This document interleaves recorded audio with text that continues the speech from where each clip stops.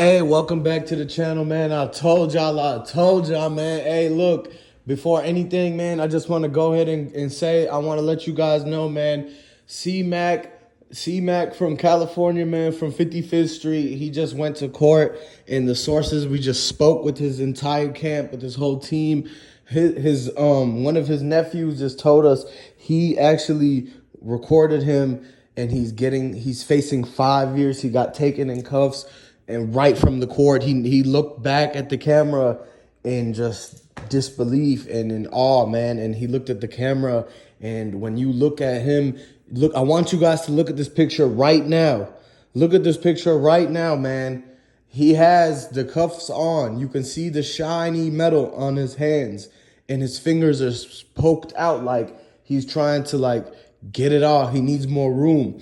And man, unfortunately, guys, this is going to be one of the last times you see C-Mac in a very long time, man. Unfortunately, he looks like he's going to be facing 5 years. He had blickies and he wasn't supposed to. He already was on papers, man. And they basically looked at him and found him in a situation where when they searched him, he had blickies, whether it was in a bag, his pocket, or anything. But moral of the story, he was not supposed to have it. And they kept telling him, C-Mac kept telling everybody he was going to leave the streets alone. He was going to stick to the skits and the comedy and doing the interviews. But once No Jumper stopped interviewing him, and the beef with T-Rail and everybody started, when he started beefing, and T-Rail literally told No Jumper Adam 22 to kick C-Mac off the show and to make him no longer welcome there, because of the fact that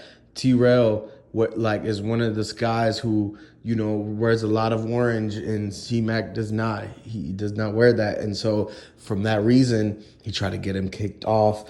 Then that's when C-Mac had the bad troubles in with the laws, and he had no choice but to go back to he had to make ends meet. He had to put food on the table, basically. And you know how everybody goes, man, this is crazy. They threw 5 years at him for this whole situation. And you guys can't be doing none of the street stuff anymore. Look at C-Mac as an example, guys. You have to stop messing around in the streets. I don't care if you have 10 toes in, 5 toes in the streets. It doesn't matter. You have to go and do something real. That street stuff is getting old anyways, guys. You are not in the military. You're not supposed to be doing this. And I just want to say that. If you really pay attention to it, man, it's like, when is y'all gonna wake up, man?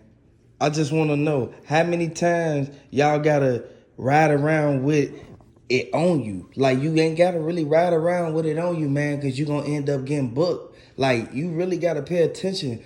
He was just trying to start his life off different. He was trying to do something, help the community and everything. And he was trying to basically stay away from a lot of the stuff and a lot of the people that he was really dealing with. When you really look at the fact that we don't want him to be locked up regardless of what he got going on. I know he got into a couple squabbles and things with other people, and you have to understand that's something that everybody do.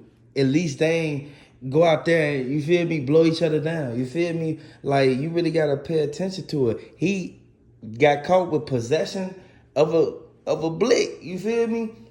You shouldn't be riding around with no blick unless you really into it with somebody.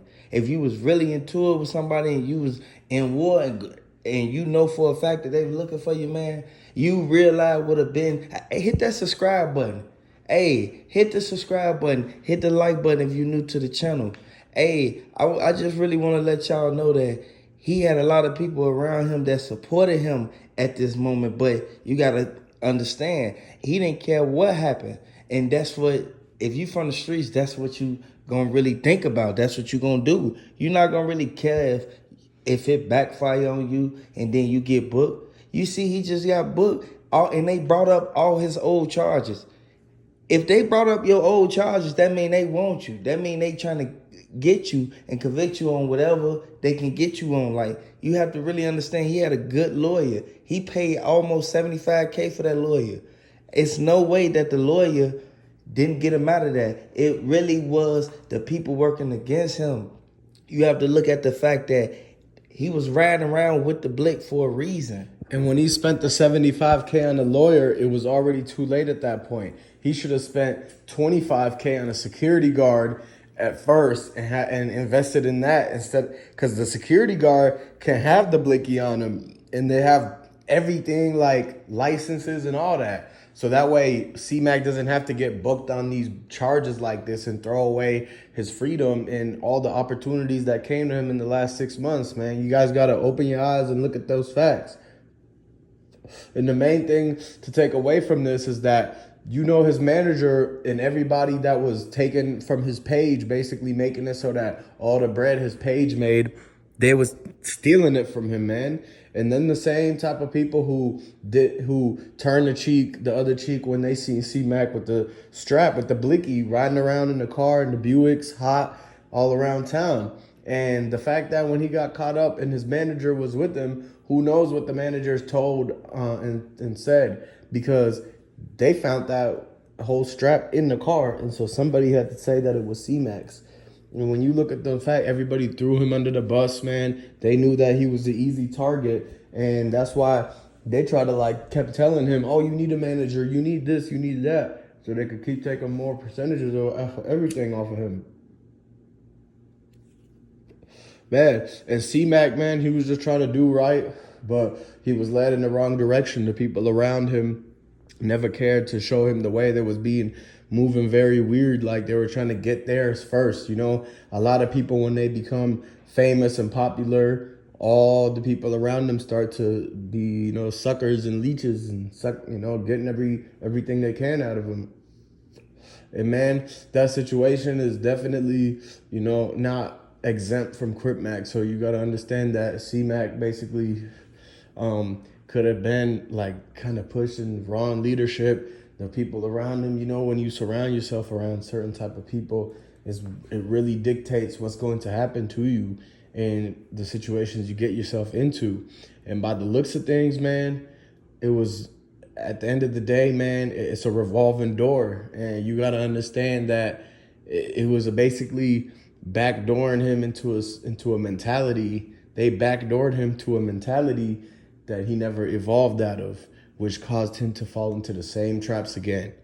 And man, basically what you got to learn from this is you got to do the right things. You know, you got to go and focus on getting your wealth up generational.